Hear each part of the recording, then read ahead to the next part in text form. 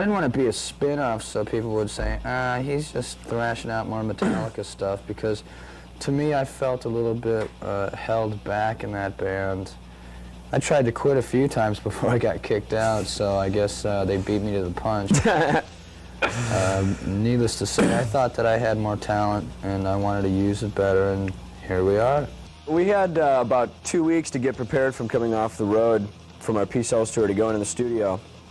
So we brought in Chuck Beeler, who we had known for about a year, and we just like threw him in a studio real quick and said, learn these songs and let's go. So like 2 weeks later we were in the studio recording all the new drum tracks and everything.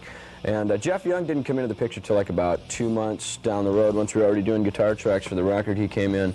And it was the same thing. It was like Dave gave him a tape of rhythm tracks and said, here, take this. I want to see you tomorrow night in the studio. Learn a solo for it. And it was like, well, that sounds good. Why don't you come back tomorrow and do the same thing? So after about a week of that, everything was working out real good with Jeff. He was happy with it, so we just went for it.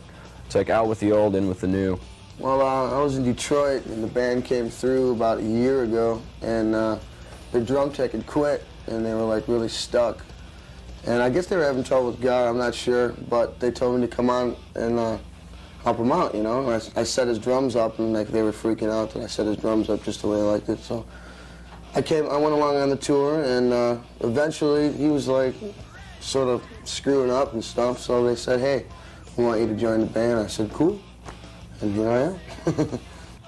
I was playing in a melodic hard rock band in Los Angeles, and I had known Junior, the bass player from Megadeth, for about, I'd say, a year as casual acquaintances, and we'd never really played together or anything, but he sat in on a guitar lesson that I was doing with a friend of his, and I didn't know at the time that they were looking for a guitar player, but they asked me, if I'd come down to the studio and meet with Dave Mustaine, which I did, and he gave me a tape of about 30 seconds of a song, and asked me to come in the next night and lay down a solo on the album.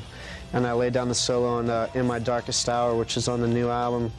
I pretty much improvised it, and after they heard it, they said I had the gig. So I went in every day and learned the songs from there, because I'd never really heard any of their songs. Don't ever listen to anybody when they try and tell you what to do unless they're right. There is only one right way to do things.